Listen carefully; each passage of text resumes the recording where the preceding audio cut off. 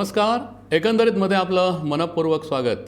गोव्यात आज काय काय घडलं आणि कुठल्या बातमीची चर्चा आहे हे कमीत कमी वेळेमध्ये या बुलेटिनमधून तुमच्यासमोर आणण्याचा आमचा नेहमी प्रयत्न असतो. आजही आम्ही तुम्हाला अशा काही निवडक महत्त्वाच्या बातम्या दाखवणार आहोत. पण सगळ्यात आधी जाऊया आमच्या डिजिटल न्यूजरूममध्ये. तिथे संघवी आहे. संघवी, काय काय अपडेट्स आहेत तुझ्याकडे? आज काय घडलं आहे गोव्यात?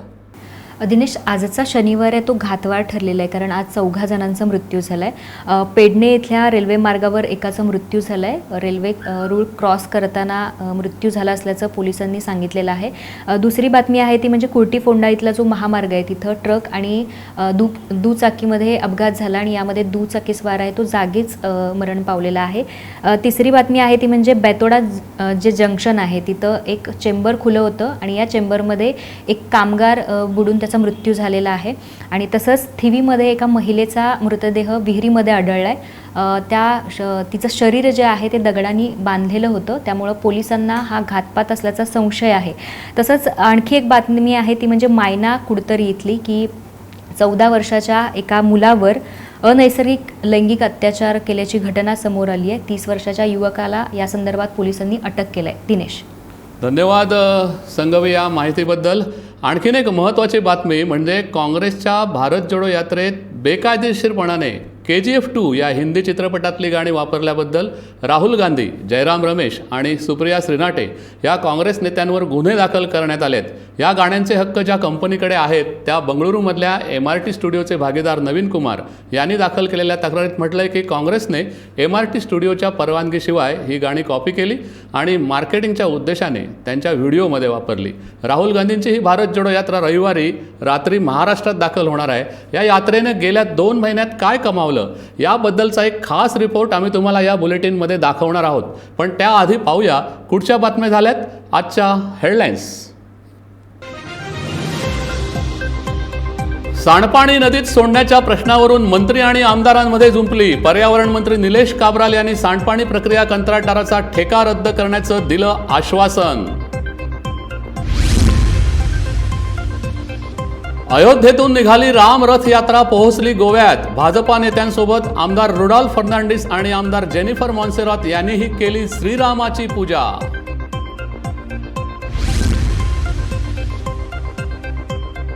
ड्रग्ज धंद्यावरून एकमेकांवर आरोप करणारे आमदार आता सरकारमध्ये एकत्र आल्यावर गप्प का? ड्रग्ज धंद्यांना राजकीय पाठबळ मिळत असल्याचा तृणमूल काँग्रेसचा आरोप. मडगाव शहरातली 40% अधिक दुकानं परवान्यांशिवाय. मडगाव नगराध्यक्षांनीच दिली कबुली.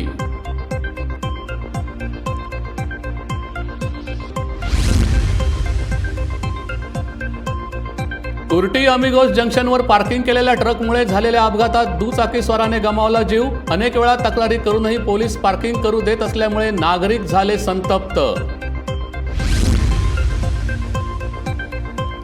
आणि मोठ्या उत्साहात गोव्यात सगळीकडे लागली तुळशींची लग्न. घरोघरी सजली तुळशी वृंदावनं.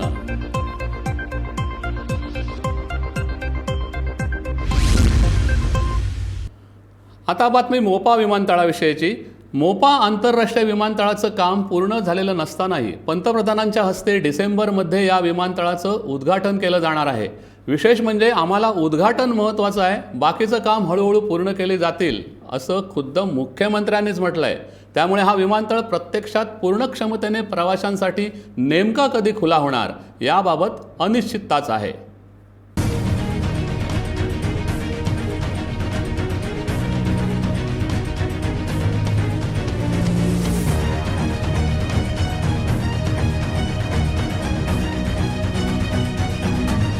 मोपा आंतरराष्ट्रीय विमानतळाचं काम किती पूर्ण झालंय याचा आढावा घेण्यासाठी मुख्यमंत्री प्रमोद सावंत यांनी शुक्रवारी विमानतळ पाहणी दौरा केला. धावपट्ट्यांची पाहणी केली, नियंत्रण कक्षालाही भेट दिली, अधिकाऱ्यांसोबत चर्चा केली आणि दावा केला की विमानतळाचं काम 95% पूर्ण झालंय आणि पंतप्रधान नरेंद्र मोदी डिसेंबरच्या दुसऱ्या आठवड्यात याचं उद्घाटन करतील. टर्मिनल बिल्डिंग पासून ATS पर्यंत हा जो सगळ्याचो रिव्ह्यू घेतलो, इट इज 95 मोर दॅन 95%. जवळपास 95%हून जास्त काम पूर्ण झालंय. ATC बिल्डिंग आणि थोडंसं लँडस्केपिंगचं काम उरलंय. पुढच्या 15 दिवसात उरलेलं कामही पूर्ण केलं जाईल याची आम्हाला खात्री आहे. ATC बिल्डिंग, आगमन निर्गमन व्यवस्था, पॅकेजिंग, बॅगिंग या सर्व सुविधा पूर्ण झाल्या आहेत. त्या उपरांत वयर वचून आमी ते बिल्डिंग पळयले. Even though arrival, departures, packaging, bagging हे सगळे सिस्टम्स त्यांचे ऑलमोस्ट सगळे जाग्यार पडिल्ले आसा. खात्री आसा की आमी पुराय काम जे आसा ते इन टायम कंप्लीट जावपाक शकतले. मुख्यमंत्र्यांनी जरी 95% काम पूर्ण झालं असल्याचा दावा केला असला तरी त्यांच्या दौऱ्यावेळचीच ही दृश्य पाहून तुमच्याही सहज लक्षात येईल की अजूनही या विमानतळाचं काम किती उरलंय.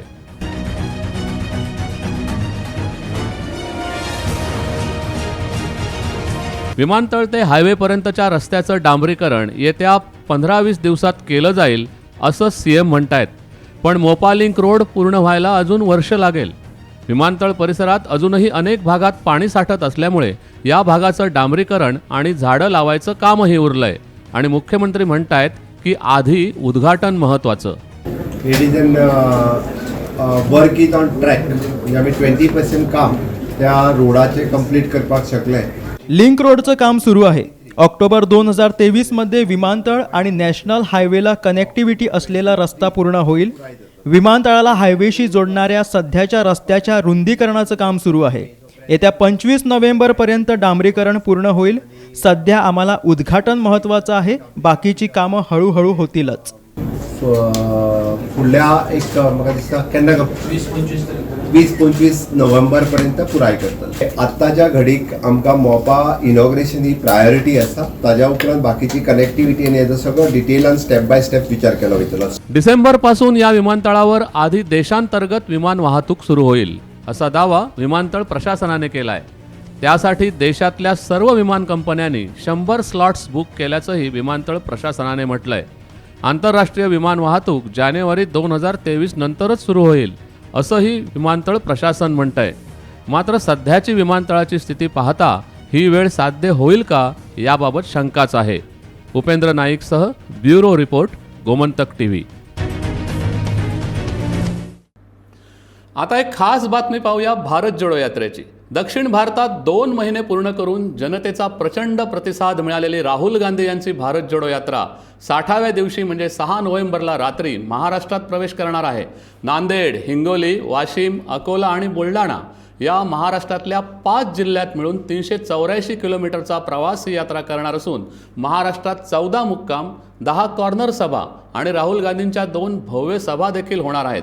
राष्ट्रवादी काँग्रेसचे अध्यक्ष शरद पवार या यात्रेत सहभागी होणार असून उद्धव ठाकरे या यात्रेत सहभागी होतील का याबाबत मात्र सस्पेन्स कायम आहे. गेल्या 2 महिन्यात या यात्रेने काय मिळवलं याचा थोडक्यात आढावा घेणारा हा स्पेशल रिपोर्ट.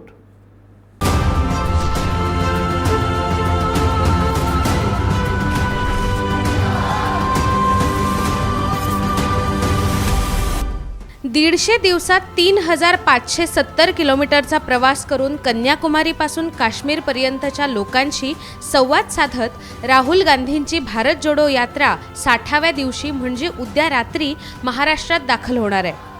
गेल्या 2 महिन्यात तामिळनाडू, केरळ, कर्नाटका, आंध्र प्रदेश आणि तेलंगणा या 5 राज्यातल्या तळागाळातल्या हजारो लोकांना राहुल गांधी भेटलेत. लाखो लोक त्यांच्यासोबत चाललेत. वेगवेगळ्या क्षेत्रातल्या कर्तबगार तरुणांची, शेतकऱ्यांची, कलाकारांची, लेखकांची, विचारवंतांची त्यांनी संवाद साधलाय. प्रत्येक राज्यातल्या पत्रकारांच्या प्रश्नांना ते उत्तर देत आहेत. भारत जोडोच्या प्रवासात चिमुकल्यांपासून ते अगदी वृद्धांपर्यंत सर्वांनाच राहुल गांधी आपलेसे वाटू लागल्याचं चित्र पाहायला मिळतंय. राहुल गांधींचं राजकारण जेमतेम 15 वर्षांचं, त्यामुळे ते गंभीर राजकारण करणारे नेते नाहीत असा त्यांच्यावर शिक्का मारला जातो. इतकंच नाही तर ठराविक काळानंतर त्यांना राजकारणातून ब्रेक हवा असतो असंही अनेक राजकीय विश्लेषक सांगतात. भाजपने तर सुरुवातीपासूनच भारत जोडो यात्रेला परिवार जोडो यात्रा म्हणत राहुल गांधींवर टीका सुरू ठेवली आहे. पण सध्या राहुल ज्या प्रकारे भारत जोडो यात्रेचं नेतृत्व करतायत आणि यात्रेशी सतत जोडलेले आहेत त्यावरून राहुल आता अर्धवेळ राजकारणी राहिलेले नाहीत असं काहीसे संकेत या यात्रेतून मिळत आहेत. कितीही टीकेची पर्वा न करता लोकांच्या भेटी घेणं, महत्त्वाच्या मुद्द्यांवर आपलं मत व्यक्त करणं, यातून राहुल आता गंभीर राजकारणासाठी सज्ज असल्याचा संदेश गेलाय. गेल्या 8 वर्षात अनेक राज्यात सपाटून पराभव झाल्यामुळे हताश झालेल्या काँग्रेसच्या कार्यकर्त्यात या यात्रेमुळे आत्मविश्वास येऊ लागलाय, हेही इतकंच खरं. या यात्रेत राहुल गांधींची सतत सोबत करणारे जयराम रमेश यांनी या यात्रेला काँग्रेसची नवसंजीवनी यात्रा म्हटलंय. आणि ही यात्रा जरी काँग्रेसची असली तरी या यात्रेत कुणीही सहभागी होऊ शकतो असं आवाहनही केलंय. त्यामुळे अनेक क्षेत्रातले नामवंतही या यात्रेत सहभागी होऊ लागले. काँग्रेस अध्यक्षपदाच्या निवडणुकीपासून दूर राहण्याचा निर्णय घेऊन राहुल गांधींनी आपली प्रतिमा आणखी उंचावली आहे. 24 वर्षांनंतर पहिल्यांदाच काँग्रेसला बिगर गांधी अध्यक्ष मिळाल्यामुळे पक्षात लोकशाही आहे असाही संदेश गेला आहे. ही यात्रा म्हणजे स्वतःसाठी आणि आपल्या कुटुंबासाठी प्रायश्चित्त असल्याचं राहुल गांधी यांनी म्हटलं आहे. 2024च्या निवडणुकीत भारत जोडो यात्रेचा फायदा काँग्रेसला किती होईल हे आत्ताच सांगता येणार नसलं तरी लोकांना प्रत्यक्ष भेटून त्यांच्या वेदना समजून घेणं आणि त्यांना विश्वास देणं या राहुल गांधी यांच्या स्वभावामुळे काँग्रेस पुन्हा एकदा भारताशी जोडली जाण्यास मदतच होणार आहे. म्हणूनच काँग्रेसमुक्त भारत करण्याची शपथ घेतलेल्या भाजपाला ही यात्रा आव्हान ठरू लागली आहे. Bureau report, Gomantak TV. एकंदरीत मध्ये आज इतकंच. जाता जाता आठवण करून देतो की गोव्यातल्या ताज्या आणि अचूक माहितीसाठी गोमंतक टीव्ही या आमच्या यूट्यूब चॅनलला जरूर सबस्क्राईब करा. तसंच दैनिक गोमंतक TV.com या आमच्या वेबसाईटलाही फॉलो करा. तसंच आमच्या फेसबुक पेजलाही फॉलो करा. धन्यवाद. सोमवारी पुन्हा भेटूया. शुभरात्री.